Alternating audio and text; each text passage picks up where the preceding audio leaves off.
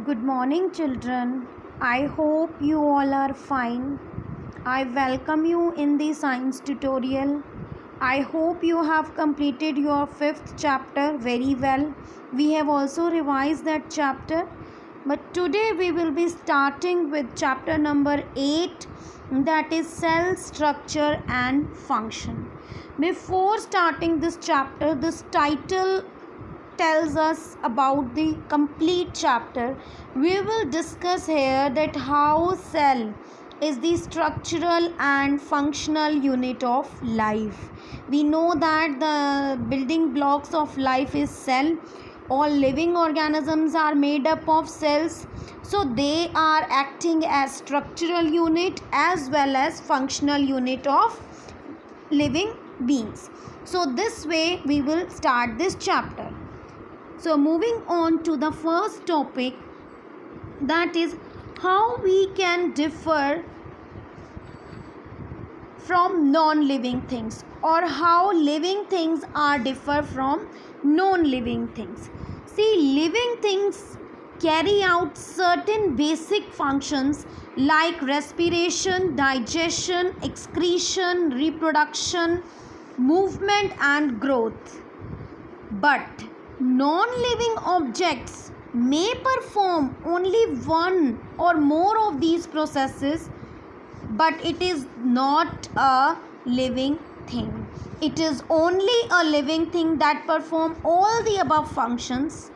Don't get confused. If we will talk about vehicles, they can move only, but they cannot excrete, they cannot reproduce, they cannot digest. So likewise, living things are differ and non-living things are differ in the following characteristics. I have shown you through a slide. Now the next topic is discovery and history of these cells.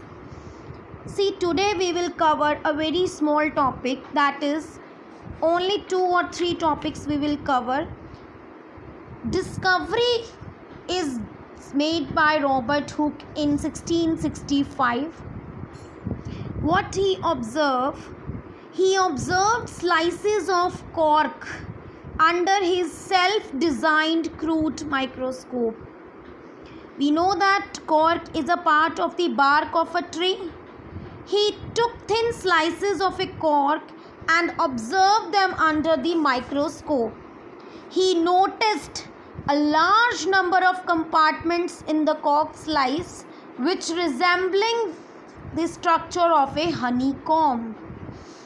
In the next slide, I'll show you the structure also, what he observed in the slide. Robert Hooke had actually seen the dead walls. These cells had lost their living content and looked like little rooms. So, however, even after 150 years of discovery, very little was known about the cell until we have got the high magnification microscopes like compound microscopes and electron microscopes. We will definitely studying about these, but today we will discuss about how it looks like. This is the structure which is looking like a honeycomb. These are the cells seen by Robert Hooke. Honeycomb structure observed by the Robert Hooke. Now moving on to the next important topic, that is cell theory.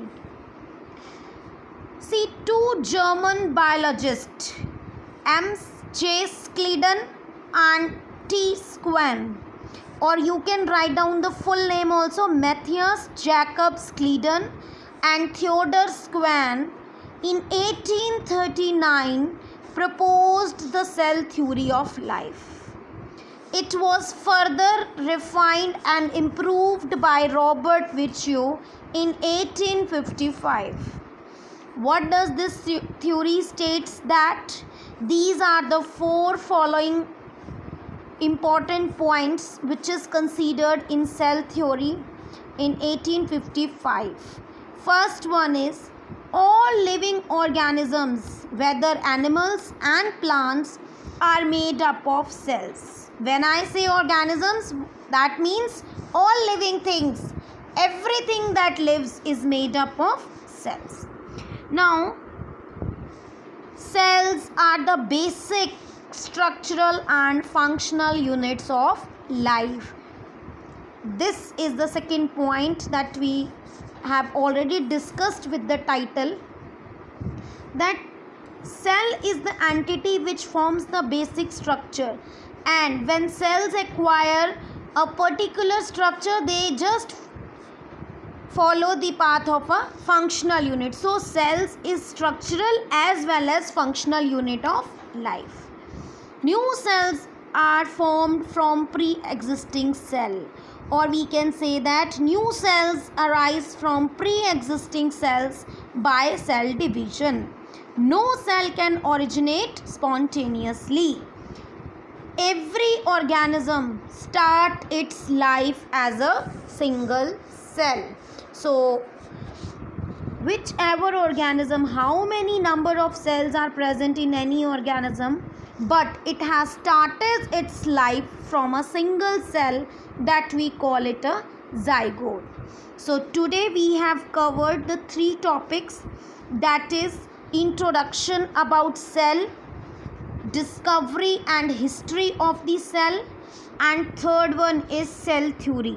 So you read this topic carefully. Thank you.